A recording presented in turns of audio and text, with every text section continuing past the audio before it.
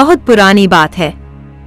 किसी दूर दराज के गांव में अरीजा नाम की एक सुंदर और जवान लड़की रहती थी, जिसके माता पिता बचपन में ही चल बसे थे। इसलिए अब अरीजा पूरी तरह से अनाथ थी। अरीजा देखने में जितनी खूबसूरत थी, उसका स्वभाव और वेशभूषा उतने ही साधारण थे।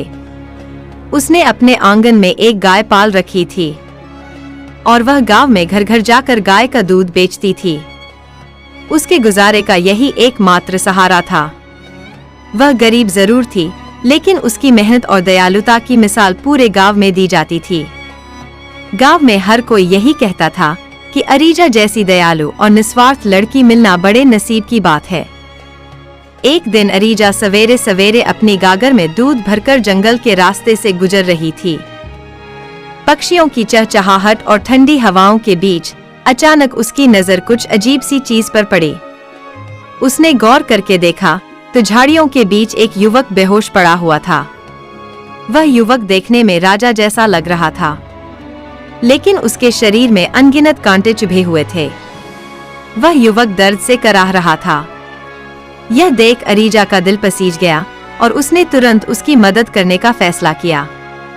वह युवक के पास गई और उससे पूछा, तुम्हारे साथ ऐसा क्या हुआ? ये इतने सारे कांटे तुम्हारे शरीर में कैसे चुभे? युवक दर्द से कांपते हुए बोला, मैं दूर देश का एक राजकुमार हूँ।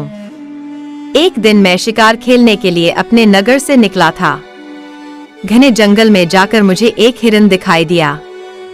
मैंने उसका शिकार करने के लिए तीर चलाया, परंतु वह हिरन किसी तरह बचकर भाग गया और मेरा छोड़ा हुआ तीर पेड़ के नीचे ध्यान में बैठे हुए एक साधु को लग गया। उस साधु ने दर्द से तड़पते हुए मुझे यह श्राप दिया कि जिस प्रकार मेरा तीर लगने से वह तड़प तड़प कर मर रहा है, उसी प्रकार मेरे भी सारे शरीर में कांटे चुभेंगे और इसी तरह तड़प तड़प कर मेरी भी मृत्यु हो जाएगी। मैं दुखी होकर घर लौटने लगा। तभी रास्ते में एक सांप को देखकर मेरा घोड़ा घबराकर बिदक गया। गहरी चिंता के कारण मेरा नियंत्रण छूट गया और मैं अपने घोड़े से इन झाड़ियों के बीच में गिर पड़ा। मेरा घोड़ा भी मुझे छोड़कर भाग गया। जब तक झाड़ियों के ये सारे कांटे मेरे शरीर से बाहर नहीं निकल जाते, तब तक मैं अपने नगर को नहीं लौट सकता। राजकुमार की बात सुनकर अरीजा ने ठान लिया कि वह उसकी मदद करेगी। उसने बिना किसी भय या संकोच के अपनी गगरी को एक ओर रख दिया और युवक की मदद शुरू कर दी। हर एक कांटा इतना गहरा चुभा हुआ था कि उसे निकालना बेहद मुश्किल था, लेकिन अरीजा ने हार नहीं मानी। वह दिन रात राजकुमार की मदद करने में लगी रही। कई दिन तक वह घर भी नहीं लौटी, जबकि गांव वाले उसके लिए परेशान हो गए थे। उनका मानना था कि जंगल में कोई जंगली जानवर अरीजा को खा गया होगा, लेकिन अरीजा को इसकी कोई चिंता नहीं थी। वह तो बस राजकुमार की पीड़ा को कम करके उसकी जान बचाने में लगी रही। आखिरकार कुछ दिन बाद राजकुमार का आधा शरीर कांटों से मुक्त हो चुका था। उसकी पीड़ा कुछ कम हो गई थी। अब वह बैठ सकता था, परंतु उसकी आंखों में कांटे चुभने के कारण वह अरीजा को देख नहीं सकता था। उसने अरीजा से कहा, तुमने मेरी बहुत मदद की है, मैं हमेशा तुम्हारा आभारी रहूंगा। मैं तुम्हारे लिए कुछ भी कर सकता हूँ। जो कुछ भी तुम चाहो मुझसे मांग सकती हो। अरीजा ने मुस्कुराते हुए कहा, मुझे तुम्हारी मदद के लिए कोई इनाम नहीं चाहिए। मैं तो सिर्फ तुम्हारी तकलीफ को कम करना चाहती हूँ। लगभग 1 महीने की मेहनत के बाद राजकुमार के शरीर के अधिकांश कांटे निकल चुके थे। अब केवल उसकी आंखों में चुभे हुए कांटे ही बचे थे। अरीजा ने सोचा कि इन कांटों को बहुत ही सावधानी से निकालना होगा, ताकि राजकुमार की आंखों को कोई नुकसान ना पहुंचे। ठीक उसी वक्त एक साधारण सी लड़की, जिसका नाम सुधा था, वह जंगल में आई। उसने अरीजा से कहा, तुम बहुत मेहनती और दयालु हो। क्या तुम थक नहीं गई हो? क्यों ना तुम थोड़ा सा आराम कर लो? तब तक मैं तुम्हारी जगह इन कांटों को निकालती हूँ। अरीजा ने उस पर भरोसा जताकर कहा, ठीक है, लेकिन ध्यान रखना, तुम्हें बहुत सावधानी से इन कांटों को निकालना होगा। मैं जल्दी ही तुम्हारे पास लौट आऊंगी। यह कहकर अरीजा अपने घर आ गई। सुधा ने जैसे ही राजकुमार की आंखों पर लगे कांटों को निकाला तो राजकुमार ने एक गहरी सांस ली और धीरे धीरे आंखें खोलने की कोशिश की। उसकी आंखों में चमक आ गई थी। अब वह पूरी तरह दर्द से मुक्त हो चुका था। वह सुधा से बोला, तुमने मुझे इस पीड़ा से बचाकर मुझे नया जीवन दिया है। मैं तुम्हारा बहुत आभारी हूं। इसके लिए मैं तुम्हें कोई भी इनाम दे सकता हूं। तुम जो कुछ भी चाहो वह मुझसे मांग लो। सुधा ने मुस्कुराते हुए कहा, मैं तुम्हारी रानी बनना चाहती हूं।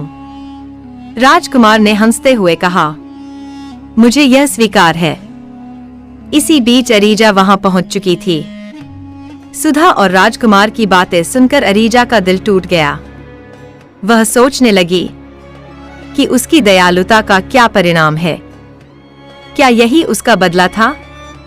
उसने सोचा कि अब उसे अपनी जिंदगी में वापस लौट जाना चाहिए। इसलिए अरीजा उन दोनों को बिना कुछ बताए अपनी गगरी उठाकर जंगल के रास्ते पर चल पड़ी। जैसे ही अरीजा वहां से कुछ दूर पहुंची तो राजकुमार की नजर उस पर पड़ी। उसने देखा कि वह बहुत उदास थी और उसकी आंखों में गहरी निराशा थी। राजकुमार ने उसे जाते हुए देखा तो उसे कुछ अजीब सा एहसास हुआ। वह असमंजस में पड़ गया कि क्यों वह महिला इतनी दुखी और चुपचाप जा रही थी। राजकुमार ने अपनी नौकरानी सुधा से पूछा, वह कौन औरत थी और क्यों वह इतनी चुपचाप और उदास थी? सुधा ने झूठ बोलते हुए कहा, वह एक गरीब दूध बेचने वाली थी जिसने तुम्हारे शरीर से कांटे निकालने में मेरी थोड़ी मदद की थी। सारी मेहनत मैंने ही की है और अब तुम पर सिर्फ मेरा अधिकार है। तुम सिर्फ मेरे हो। राजकुमार को सुधा का जवाब संदेहास्पद लगा, लेकिन उसने इस पर ज्यादा ध्यान नहीं दिया और वह महल की ओर लौट गया। सारे रास्ते वह अरीजा के बारे में सोचता रहा। इधर अरीजा ने घर लौटने के बाद अपनी गगरी को एक कोने में रखा और पहले की तरह अपने काम में खो गई। लेकिन उसका दिल टूटा हुआ था। वह जान चुकी थी कि उसकी दयालुता का सही मूल्य उसे नहीं मिला। अरीजा ने खुद को काम में व्यस्त कर लिया। इधर राजकुमार को बार बार अरीजा की याद आ रही थी। उसकी आंखों में छुपा दर्द और दयालुता की झलक बार बार उसकी आंखों में आ जाती थी। उसने सुधा से फिर से पूछा, क्या वह महिला तुमसे पहले मेरे पास पहुंची थी? सुधा ने अपने चेहरे पर मुस्कान बनाए हुए फिर झूठ बोलते हुए कहा, नहीं, वह तो बस इधर उधर घूम रही थी। मैंने ही तुम्हारी मदद की है। राजकुमार ने उसकी बातें सुनी, लेकिन उसे लग रहा था कि सुधा उसके सामने कुछ छिपा रही है, पर वह कुछ नहीं कह सका। उसे विश्वास नहीं हो रहा था कि सुधा पूरी सच्चाई बोल रही है। राजकुमार को सुधा की बातों पर संदेह था, इसलिए उसने सोचा कि वह इस मामले को लेकर वृद्ध से परामर्श करेगा। बूढ़े वृद्ध के पास कई वर्षों का ज्ञान था। वह राजकुमार को सही रास्ता दिखा सकता है। राजकुमार ने जंगल की गहरी गलियों में जाकर उस वृद्ध से मिलने का तय किया। वृद्ध के पास पहुंचने पर उसने उसे सब कुछ बताया। वृद्ध ने उसकी आंखों में देखकर कहा, क्या तुमने सुधा के झूठ को पहचाना है, जो अनजाने में तुम्हारी हमदर्द बनकर एक दासी से तुम्हारी रानी बन गई है? तुम्हारी मदद करने वाली सुधा नहीं, बल्कि अरीजा नाम की एक गरीब लड़की है, जिसने निस्वार्थ भाव से तुम्हारे शरीर के सब कांटे निकालकर तुम्हें नया जीवन दान दिया है। राजकुमार यह सुनकर आश्चर्य में पड़ गया। वह समझ चुका था कि सुधा ने उसे धोखा दिया है। राजकुमार ने महल लौटते ही सुधा की आंखों में छुपे लालच को देखा, जो राजकुमार से महंगे कपड़े और गहनों की मांग कर रही थी। राजकुमार ने अपना सारा काम छोड़ दिया और गांव-गांव जाकर अरीजा को ढूंढने निकल पड़ा। कई दिनों तक खोजने के बाद एक बुजुर्ग ने उसे बताया कि अरीजा उसी गांव की एक गरीब लड़की है। जो गाय का दूध बेचने का काम करती है। लोगों से पूछते पूछते राजकुमार अरीजा की झोपड़ी तक पहुंच गया और उसकी झोपड़ी में जाकर उसके सामने सिर झुका दिया। राजकुमार ने कहा, मुझे माफ कर दो अरीजा, मैंने तुम्हारी मेहनत और दयालुता को नहीं पहचाना, पर अब मैं समझ गया हूं कि असली नायक तुम हो।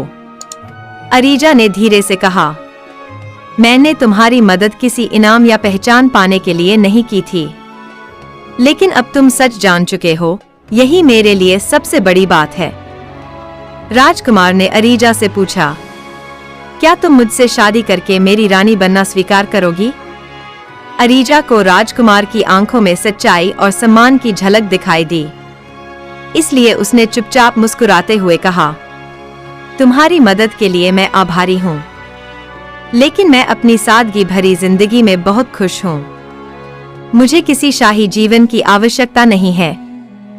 तुम जाओ और अपनी प्रजा के लिए एक अच्छा राजा बनो। राजकुमार ने महल में लौटने के बाद सुधा के असली इरादों का पर्दाफाश किया। उसने उसे तुरंत महल से बाहर निकाल दिया। इसके बाद राजकुमार ने खुद को प्रजा की सेवा में समर्पित कर दिया। उसने गांवों का दौरा किया और गरीबों की मदद की। उसकी मेहनत और ईमानदारी ने पूरे राज्य को खुशहाल बना दिया। प्रजा ने उसे सबसे न्यायप्रिय और उदार राजा के रूप में स्वीकार किया। उसकी प्रतिष्ठा दूर दूर तक फैलने लगी। हालांकि उसकी सफलताओं के बीच भी उसके मन में अरीजा की मुस्कुराहट और दयालुता की यादें बसी रही। वह हर दिन उसकी सरलता और सच्चाई को याद करता। आखिरकार अपनी भावनाओं को ना रोक पाते हुए राजकुमार ने एक बार फिर अरीजा से मिलने का फैसला किया।